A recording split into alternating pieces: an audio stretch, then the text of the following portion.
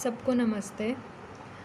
आज हम बात करने वाले हैं डेसिमल एक्सपेंशंस की। जब हम कोई भी रियल नंबर लेते हैं तो उसे हम डेसिमल फॉर्म में लिख सकते हैं।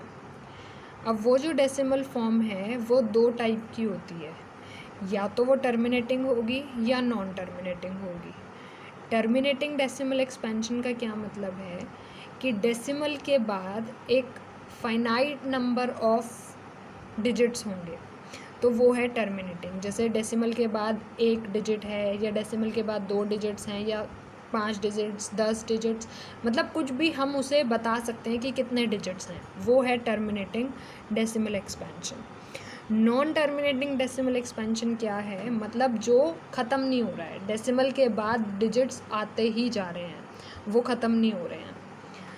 उसमें दो टाइप होते हैं कि वो या तो रिपीटिंग हो सकती है या नॉन रिपीटिंग हो सकती है। मतलब जो डेसिमल के बाद डिजिट्स हैं उनमें कहीं पर कुछ रिपीटिशन दिख सकता है, या फिर वो बिना रिपीट किए भी जा सकते हैं। ओके, एग्जांपल्स से समझने की कोशिश करते हैं।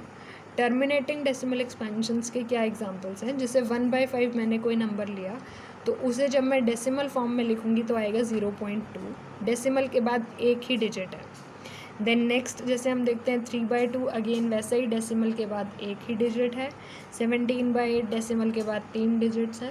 तो इस तरीके से कि डेसिमल के बाद कुछ एक फाइनाइट नंबर ऑफ डिजिट्स होंगे। Okay, then non terminating repeating, मतलब ऐसे डेसिमल नंबर्स जिसमें ख़त्म तो नहीं हो रहा है डेसिमल के बाद, लेकिन रिपीटिशन आ रही है।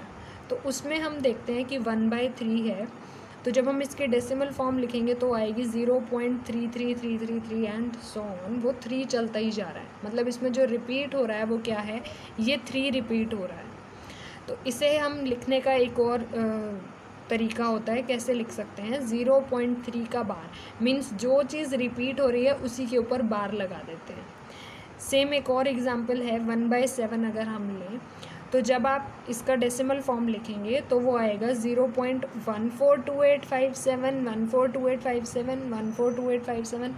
मतलब आप देखेंगे कि ये जो हिस्सा है वो रिपीट हो रहा है बार बार। तो हम इसे कैसे लिख देते हैं, ऐसे 0.142857 और इस चीज़ के ऊपर बार, मतलब इतना हिस्सा रिपीट होता चला जाएगा। देन लास्टली जो होता है नॉन टर्मिनेटिंग नॉन रिपीटिंग, मतलब वो ख़त्म भी नहीं होगी एक्सपेंशन और रिपीट भी नहीं होगी।